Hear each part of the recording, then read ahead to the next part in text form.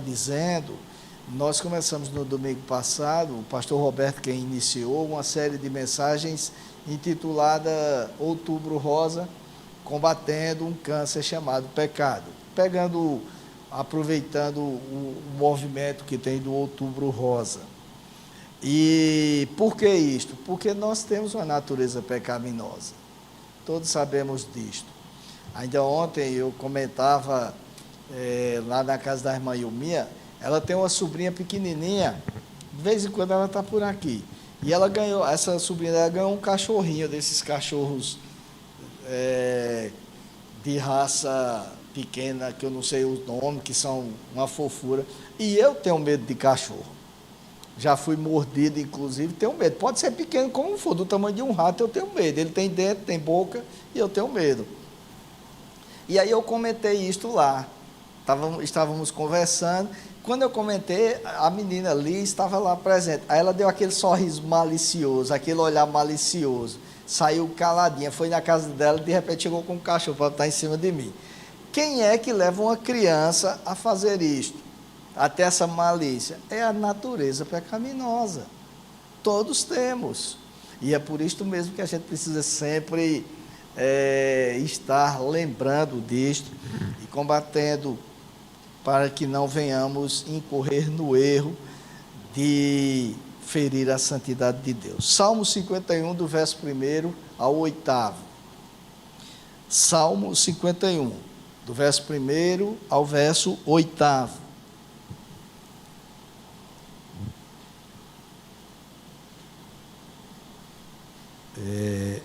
Se você não tiver como Bíblia, você pode acompanhar a projeção aqui. Os que estão em casa, será projetada na sua tela aí. Então, Salmo 51, verso 1 ao verso 8º, diz o seguinte: compadece-te de mim, ó Deus, segundo a tua benignidade, e segundo a multidão das tuas misericórdias, apaga as minhas transgressões. Lava-me completamente da minha iniquidade e purifica-me do meu pecado. Pois eu conheço as minhas transgressões, e o meu pecado está sempre diante de mim. Pequei contra ti somente, e fiz o que é mal aos teus olhos, de maneira que serás tido por justo no teu falar, e puro no teu julgar. Eu nasci na iniquidade, e em pecado me concebeu a minha mãe. Eis que te agradas da verdade no íntimo, e no oculto me fazes conhecer a sabedoria. Purifica-me com esopo, e ficarei limpo.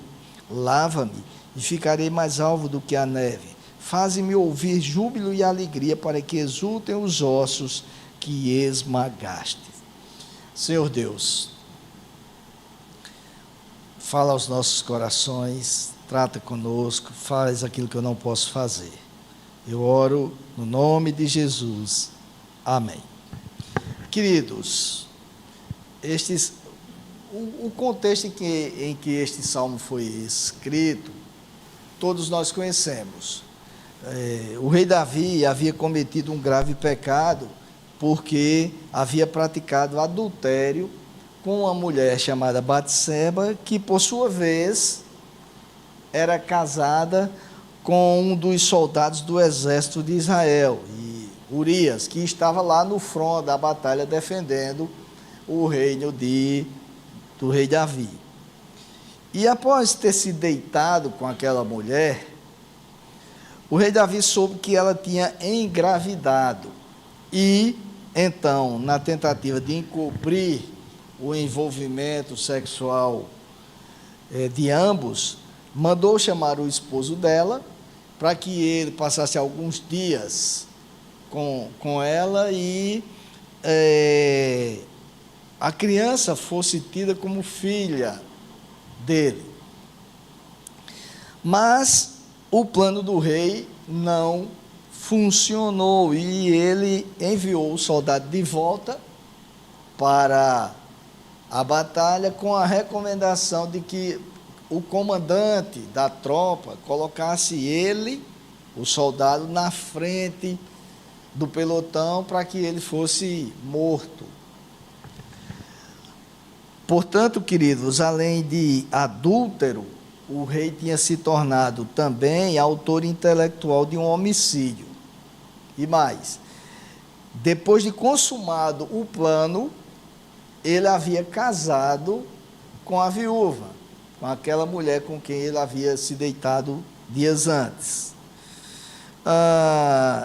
Ele tinha sido, em outras palavras, o causador de uma tragédia sem precedentes para a sua própria vida, porque atentou contra a santidade de Deus e contrariou as leis dos homens, praticando um homicídio. Logo ele, não é? De quem se esperava um comportamento exemplar. Logo ele que não precisava usar desses expedientes para ter as mulheres que desejasse. No segundo livro de Samuel, no capítulo 12, no verso 8, o profeta Natan disse isto para ele, amando de Deus. Logo ele que havia sido escolhido pelo próprio Deus para gerir os destinos da nação, conforme consta no primeiro livro de Samuel, no capítulo 16, no verso 1. Uma decepção. Além disto, queridos, essa tragédia ocorrida na vida do rei teve um componente agravante. Ela foi praticada de livre e espontânea vontade. E, como eu disse, atentou diretamente contra os princípios de Deus. Como eu exemplifiquei com a sobrinha de Lindaílma, práticas pecaminosas são comuns nas vidas das pessoas, porque todos nós somos detentores de uma natureza pecaminosa. Por isso, as nossas ações, meus amados irmãos, transitam no limite entre o certo e o errado. É muito tênue e fácil de ser transposta a linha que divide o certo e o errado. É a linha que divide a calmaria da tragédia. Eu estou falando, obviamente, em termos espirituais, mas isto acaba ocorrendo também, trazendo consequências para as nossas vidas materiais. Quantas vezes nós não agimos como o rei Davi agiu? Quantas vezes não somos nós os causadores de tragédias espirituais em nossas vidas, mesmo que fiquemos colocando a culpa nos demais, mas nós temos a nossa responsabilidade. E quando essas tragédias ocorrem, como devemos proceder? O rei Davi, meus amados, não só é um exemplo de como alguém que tem relacionamento com Deus pode cair, mas também de como proceder após a queda. Porque há duas formas de se proceder e ele praticou as duas. A primeira delas é a tentativa de esconder o pecado, que ele também o fez. Na tentativa de continuar bem na fita, o rei usou da sua posição e também da habilidade que ele era detentor para encobrir o erro. Entretanto, sua ação poderia até ser bem sucedida diante de cada uma das pessoas que conviviam com ele. Mas jamais seria bem sucedida diante de Deus, porque nada escapa do conhecimento de Deus. Não foi por outra razão que o próprio rei Davi escreveu o Salmo 139. E dos versos 1 ao 12, ele escreveu o seguinte: Senhor, tu me sondas e me conheces. Sabes quando me sento e quando me levanto. De longe conheces os meus pensamentos. Observas o meu andar e o meu deitar e conheces todos os meus caminhos. A palavra ainda nem chegou à minha língua, e tu, Senhor, já a conheces toda. Tu me cercas por todos os lados e pões a tua mão sobre mim. Tal conhecimento é maravilhoso demais para mim, é tão elevado que não o posso atingir. Para onde me ausentarei do teu espírito? Para onde fugirei da tua face? Se subo aos céus, lá estás. Se faço a minha cama no mais profundo abismo, lá estás também. Se tomo as asas da alvorada e me detenho nos confins dos mares, ainda ali a tua mão me guiará e a tua mão direita me susterá. Se eu digo, as trevas com certeza me encobrirão, e a luz ao redor de mim se fará noite, até as próprias trevas não serão escuras, e a noite é tão clara como o dia. Para ti, as trevas e a luz são a mesma coisa. Não há como se esconder de Deus. E, além disso, todo pecado tem consequências. O apóstolo Paulo, quando escreveu a carta aos Gálatas, ensinou o seguinte: não se enganem, de Deus não se zomba, pois aquilo que a pessoa semear, isso também colherá. Como veremos mais adiante, meus amados, o rei Davi colheu os frutos amargos resultantes do relacionamento adulterino com Batseba, bem como resultantes do homicídio que ele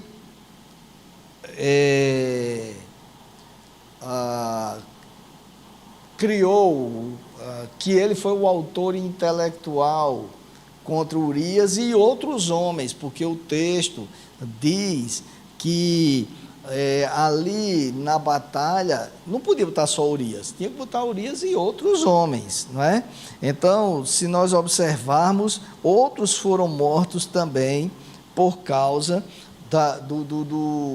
do plano do rei Davi. Então, tentar encobrir o erro não é uma decisão sábia. Mais cedo ou mais tarde, as consequências virão à tona. A segunda atitude, aparentemente a mais difícil, é reconhecer o pecado. E é aparentemente mais difícil porque sempre vai nos fazer confessar algo que vai nos deixar com má impressão perante as pessoas, ou vai deixar as pessoas com má impressão em relação a nós. O rei Davi achou que a tentativa de encobrir o pecado havia dado certo. Urias morreu, como ele havia planejado.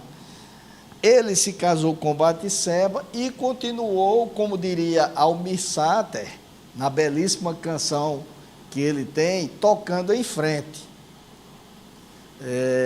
Na belíssima canção que ele escreveu, com o título Tocando em Frente. Mas, como ele percebeu depois, nada foge ao conhecimento de Deus, como acabamos de ver no Salmo 139. O Senhor Jesus, ao enviar os discípulos para o meio dos lobos, como ele chamou, em Mateus capítulo 10, verso 16, nos outros evangelhos sinóticos também consta, mas vou citar Mateus 10, 16, ele disse o seguinte para os seus discípulos: portanto, não tenham medo deles, pois não há nada encoberto que não venha a ser revelado, nem oculto que não venha a ser conhecido. Nada.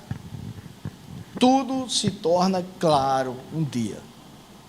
Então, quando tudo parecia bem, Deus enviou o profeta Natã até o rei Davi com o seguinte recado, 2 Samuel, capítulo 12, dos versos 7 ao 12. Então Natã disse a Davi: esse homem é você.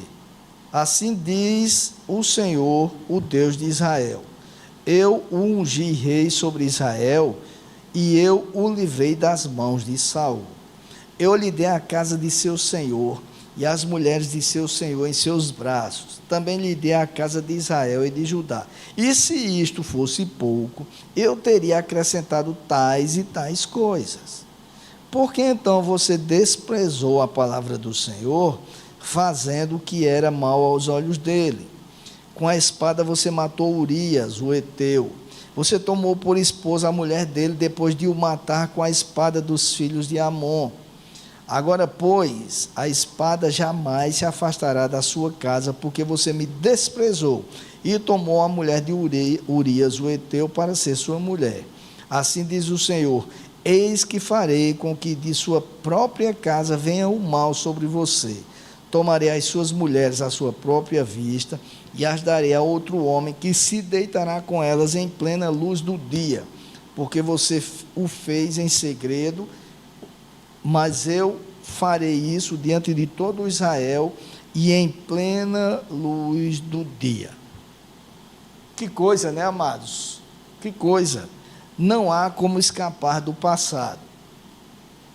E o rei Davi colheu os frutos. Inclusive, o homem que fez tudo isso contra ele foi o próprio filho, como nós conhecemos a história, que não apenas se rebelou contra ele, tentou matá-lo, pegou as suas concubinas, armou uma tenda em público para se deitar com elas, para que todos soubessem. Ainda que as estratégias na tentativa de esconder os erros deem certo, de acordo com a nossa forma de enxergar os resultados, não é possível manter esses erros encobertos para o Senhor. Não é.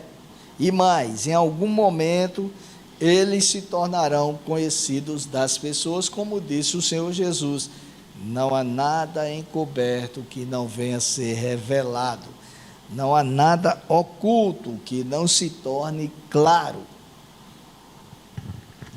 Foi assim, meus amados, que ocorreu com homens públicos que pareciam imaculados. Vez por outra a gente vê um escândalo surgir na vida de homens públicos. Foi assim com pastores que pareciam irrepreensíveis.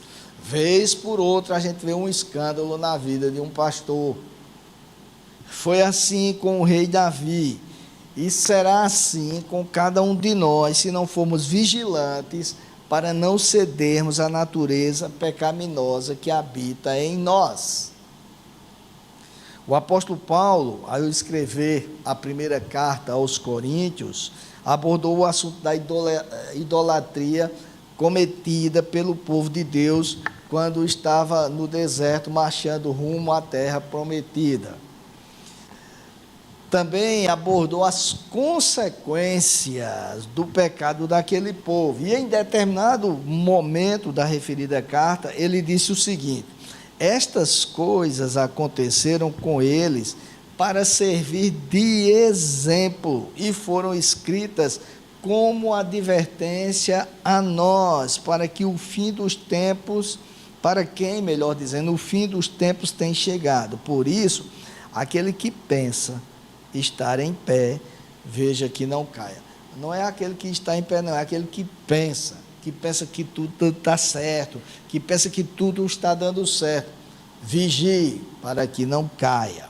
A vigilância é fundamental para que não sucumbamos aos desejos pecaminosos, nem sejamos tragados pelas consequências do pecado, porque elas vêm. Não adianta fugir. Pois bem, o rei Davi, ao ser repreendido pelo profeta Natã, tomou a segunda atitude. E, obviamente, a correta. Porque depois de fazer tudo errado, é que veio a atitude correta, e somente porque Deus o repreendeu. Ele reconheceu o seu erro, e foi a partir daí, quando ele reconheceu o erro, que ele escreveu o Salmo 51, que nós lemos no princípio, exatamente a partir daí. Tanto foi assim que ele iniciou o texto escrevendo o seguinte: compadece-te de mim, ó Deus, segundo a tua benignidade, e segundo a multidão das tuas misericórdias, apaga as minhas transgressões. Lava-me completamente da minha iniquidade e purifica-me do meu pecado, pois eu conheço as minhas transgressões e o meu pecado está sempre diante de mim. Vejam que coisa, queridos. Enquanto o rei Davi tentou esconder o pecado por ele cometido, viveu sofrendo.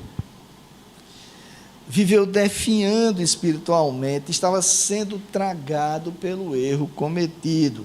Veja que ele disse, no verso 3, conheço as minhas transgressões e o meu pecado está sempre diante de mim.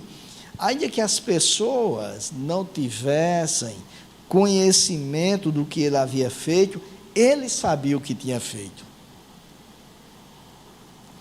Ao deitar-se à noite, possivelmente não conseguia conciliar o sono com facilidade, porque a consciência denunciava-o constantemente. O meu pecado, as minhas transgressões estão sempre diante de mim, disse ele.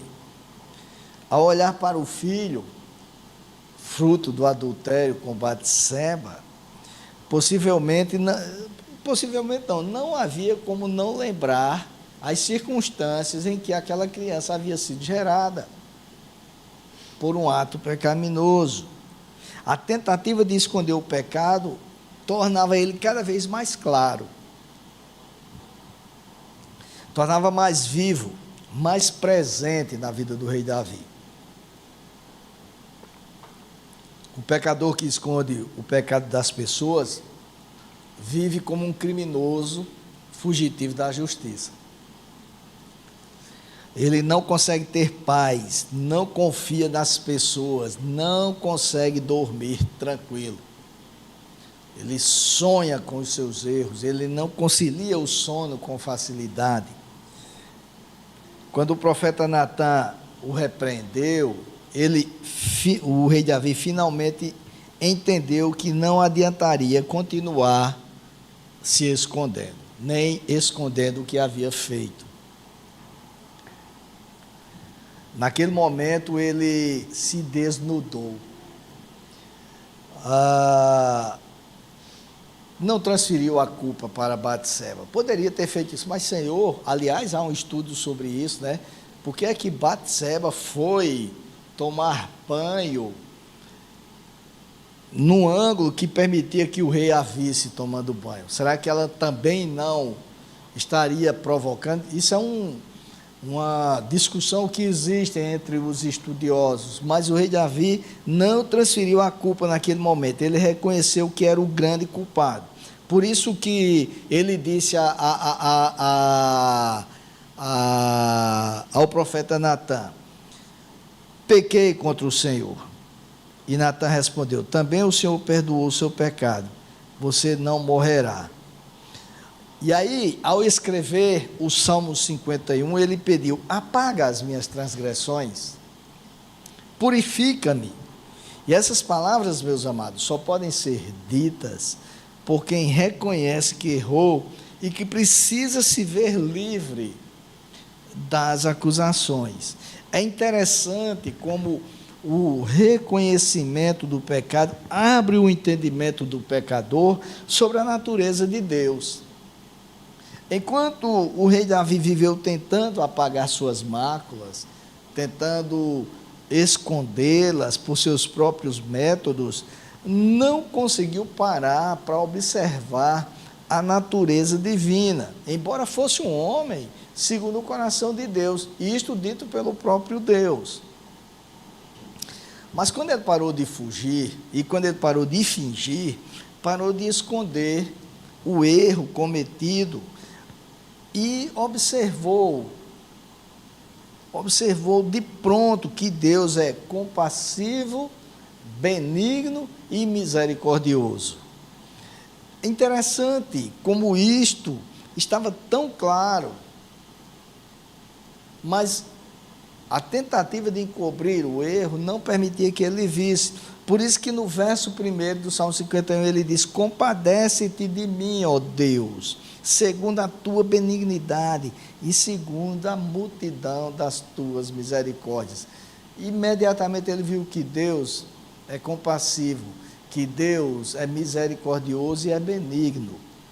O reconhecimento do pecado gerou no rei Davi confiança em Deus. Confiança esta que se baseou no que Deus é.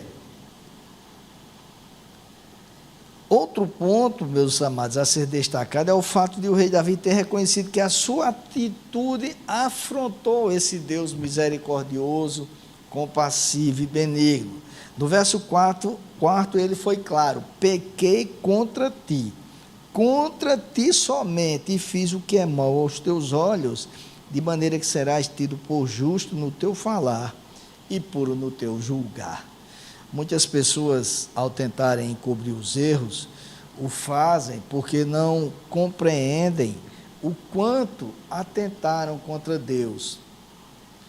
E não compreendem que Deus sabe disto, que Deus vê isto. Elas têm medo das consequências dos erros cometidos. Elas têm medo do que as pessoas vão dizer, de como o cônjuge, por exemplo, reagirá diante da notícia de uma traição. Mas não pensam nas consequências espirituais. Não entendem que podem, inclusive, sofrer consequências eternas. Isto demonstra falta de temor a Deus. O rei Davi, como dito agora há pouco, era um homem segundo o coração de Deus, e isto ficou claro nas palavras que ele escreveu nos versículos 7º e 8º. Purifica-me com esopo e ficarei limpo, lava-me e ficarei mais alto do que a neve. Faze-me ouvir júbilo e alegria, para que exultem os ossos que esmagaste. Como ele era um homem segundo o coração de Deus, ele compreendeu que Deus é santo, que temos que ter temor a Ele, e que quando nós afrontamos a santidade dele, nós definhamos, nós nos sentimos esmagados, nós nos sentimos arrasados, porque Deus é santo, e nós, quando ferimos a santidade dele, somos os principais receptores deste erro. Não é Deus, porque ele é santo, continua sendo santo. Somos nós quem colhemos os frutos negativos. Nos sentimos, como ele diz, com os ossos esmagados, não conseguimos mais ter a alegria, não conseguimos ter a alegria de vir à casa de Deus, de cultuar a Deus, de fazer com que o Senhor seja glorificado nas nossas atitudes. Por isso ele diz: purifica-me, eu estou sujo, purifica-me com esopo. Esopo é uma espécie de lã de algodão, ficarei limpo. É o Senhor quem faz isso. Dois profundos desejos afloraram dentro do rei Davi: ser purificado, porque ele compreendeu que o pecado não se coaduna com Deus, e ter uma restauração total. Como ele reconheceu no verso 5, no verso 5, nós nascemos iníquos e somos concebidos em pecado, porque herdamos o pecado original de Adão e Eva. Por isto, às vezes, é que cedemos às tentações. Nós dizemos palavras, nós praticamos ações ou pensamos coisas que não são compatíveis com um comportamento cristão. Dizemos palavras, pensamos em coisas, praticamos ações que não se coadunam com a santidade de Deus, que ferem a santidade dele.